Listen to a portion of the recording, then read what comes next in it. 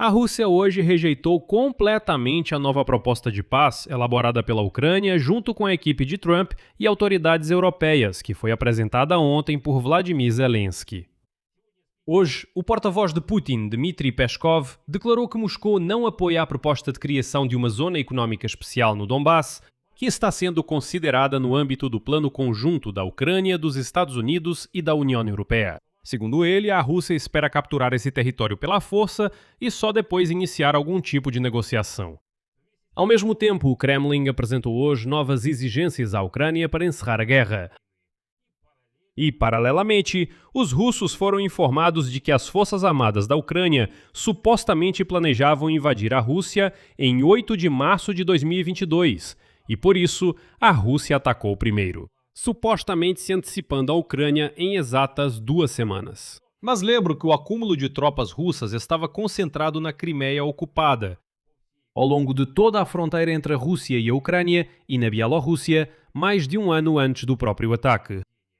Ao mesmo tempo, na Rússia, mais uma vez garantem aos russos que nenhuma mobilização está sendo planejada. Dizem que tudo isso são invenções ucranianas. Bem, e o Kremlin publicamente culpou os empresários russos por não protegerem suficientemente a infraestrutura crítica contra os drones ucranianos. Dizem que quem começou a guerra foi Vladimir Putin, mas quem deve proteger as instalações contra ataques de drones ucranianos são os próprios empresários. E chegou ao ponto de Vladimir Putin assinar uma ordem segundo a qual Moscou vai simplesmente confiscar os negócios se o dono não instalar sistemas de defesa antiaérea para protegê-lo. Meu nome é Alexei Pet, vamos discutir todos esses temas juntos, mas antes de começarmos, peço que você se inscreva no canal, deixe um like no vídeo e não se esqueça de escrever seu comentário. Então, agora vamos falar de tudo por partes. Moscou não apoia a proposta de criação de uma zona econômica livre em Donbass, que está sendo considerada no âmbito do plano conjunto da Ucrânia, dos Estados Unidos e da União Europeia. Isso foi declarado hoje pelo porta-voz do Kremlin, Dmitry Peskov. O porta-voz do ditador russo Vladimir Putin começou a inventar que toda a região de Donbass supostamente faz parte da Rússia. Além disso, ele acrescentou que a administração dessa região não pode ser realizada por qualquer terceira parte. A seguir, uma citação de Peskov. Nesse contexto, eu diria ainda assim que Donbass é território da Federação Russa, uma entidade federativa da Federação Russa, e dificilmente alguma terceira parte pode administrar regiões da Federação Russa. Dessa forma, o porta-voz do Kremlin reagiu à recente declaração do presidente ucraniano Vladimir Zelensky. Segundo Zelensky, um dos cenários para o fim da guerra pode prever a criação de uma zona econômica livre em Donbass sob o controle de uma terceira parte. O presidente da Ucrânia esclareceu que os enviados especiais do presidente dos Estados Unidos, Donald Trump, Stephen Witkoff e Jared Kushner, estão propondo cenários reais para o fim da guerra. Nessas propostas, eles planejam discutir não apenas com Kiev, mas também com Moscou. E hoje soube-se que um misterioso avião militar dos Estados Unidos da América pousou em Moscou. No Kremlin, através do porta-voz Peskov, disseram que não entendem do que se trata. Alegadamente, nenhum avião esteve lá. Mas depois soube-se que nesse avião chegou a Moscou o diretor da Agência Central de Inteligência dos Estados Unidos, John Ratcliffe. E essa é a primeira visita do chefe da CIA à Rússia desde 2021, quando os Estados Unidos tentaram dissuadir o enlouquecido Vladimir Putin da invasão em grande escala à Ucrânia. Por isso, a via das negociações.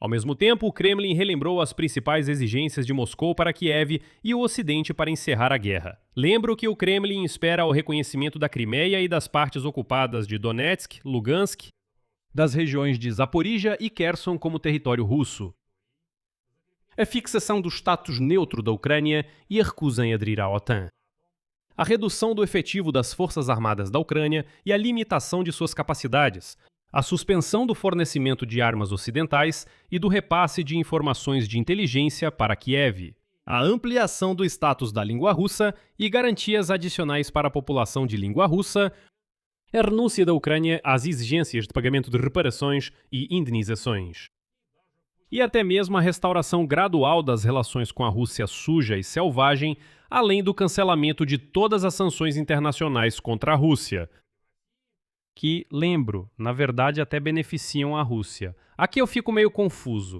Se as sanções são benéficas, como afirmou Vladimir Putin, por que o próprio Putin exige que elas sejam canceladas?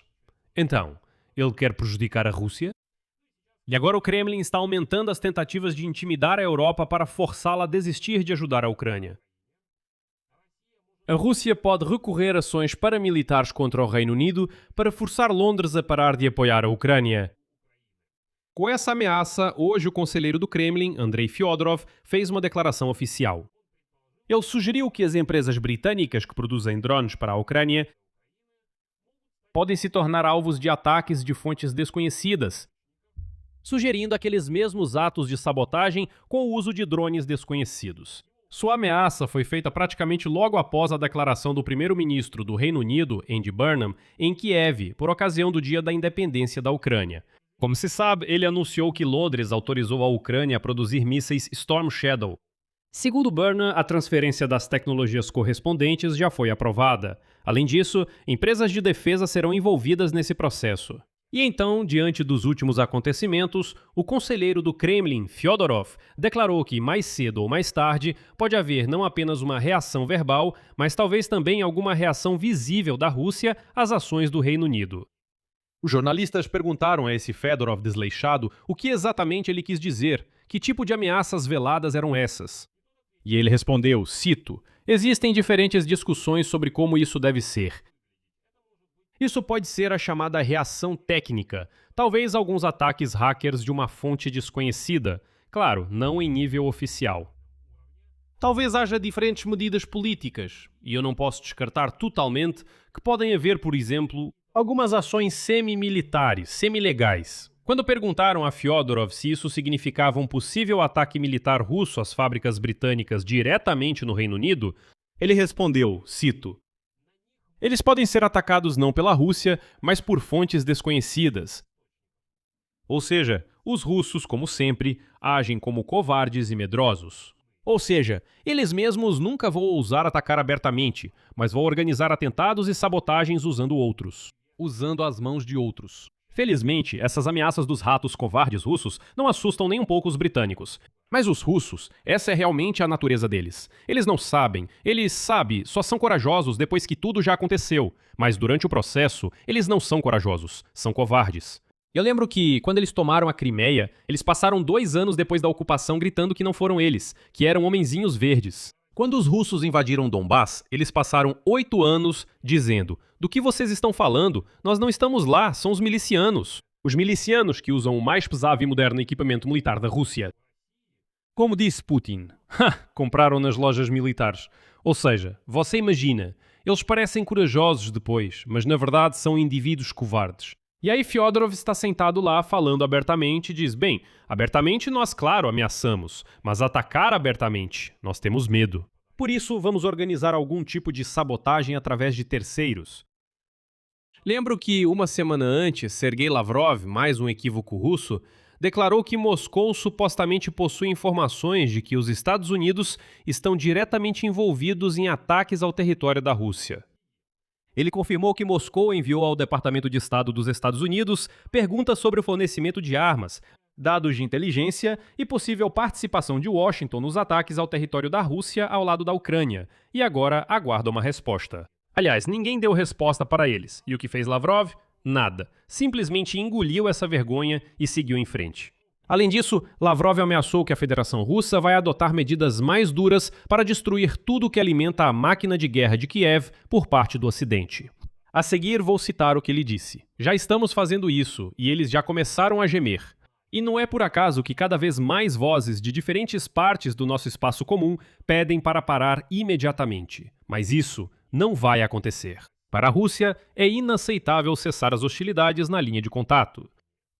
Aqui eu fico curioso. Quem e onde, afinal, como disse Lavrov, começa a reclamar? No próximo episódio, aliás, vamos discutir juntos a reunião de ontem da Coalizão dos Dispostos, onde eles tomaram decisões sobre o reforço da defesa aérea, transferência de mísseis e exercícios militares conjuntos e assim por diante. É isso que Lavrov começa a chamar de reclamar. Lembro que o presidente da Ucrânia, Volodymyr Zelensky, informou ontem à Ucrânia sobre a preparação de novas propostas para encerrar a guerra com a Rússia, que foram elaboradas junto com os enviados do presidente dos Estados Unidos, Donald Trump, e autoridades europeias. Segundo ele, o plano prevê um cessar-fogo e a retirada mútua das tropas com a criação de uma zona econômica especial nos territórios deixados.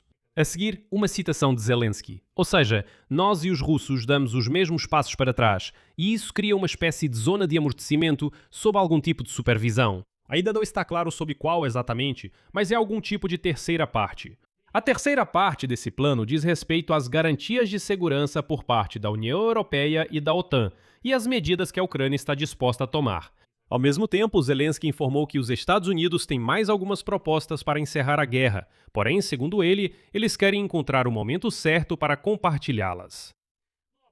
Enquanto isso, no Kremlin rejeitam esse plano de paz e pedem aos russos que de forma alguma entrem em pânico. A mensagem sobre a preparação de uma nova mobilização na Rússia são boatos espalhados para desestabilizar a situação no país. Foi o que declarou hoje o porta-voz de Putin, Dmitry Peskov. Segue a citação dele. Tudo isso é disseminado pelas autoridades ucranianas. Naturalmente, o regime de Kiev tenta abalar ideologicamente a situação aqui no nosso país. Vocês sabem, tudo bem. Mas eu quero lembrar aqueles entre os russos que ainda têm pelo menos um pouco de juízo.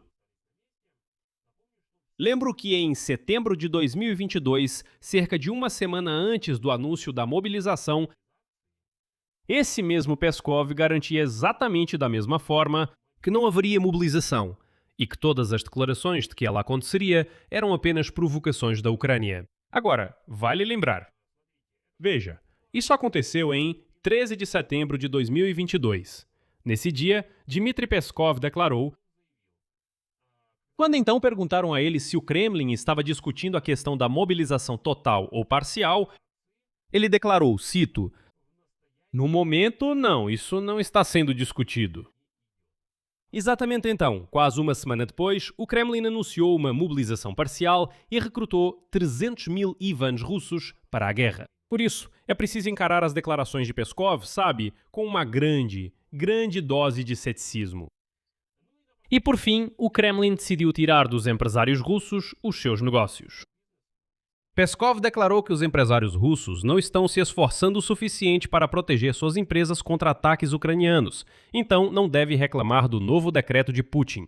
Lembro que na véspera, Putin assinou um decreto que permite ao governo confiscar e transferir para a administração da Rosimustyestvo as instalações de infraestrutura crítica cujos proprietários não garantirem a proteção contra ataques de drones ucranianos. Outro motivo para a apreensão do ativo pode ser, cito, a não restauração ou a restauração tardia das empresas. De acordo com o decreto de Putin, o governo poderá confiscar praticamente qualquer empresa. São instalações do setor de combustíveis e energia, infraestrutura de serviços públicos, transporte, infraestrutura logística, infraestrutura vital, empresas industriais, assim como, cito, e outros objetos que têm importância especial para garantir a segurança, a estabilidade econômica da Federação Russa e a subsistência da população. Resumindo, a guerra foi iniciada por Putin e sua gangue, e os russos que tentam fazer negócios lá agora são obrigados a se proteger sozinhos dos ataques de retaliação da Ucrânia. Aqui vou colocar reticências. Escreva sua opinião e suas conclusões nos comentários deste vídeo, inscreva-se no canal, ative o sininho e não se esqueça de deixar o like. É isso por hoje. Se cuidem, tchau a todos.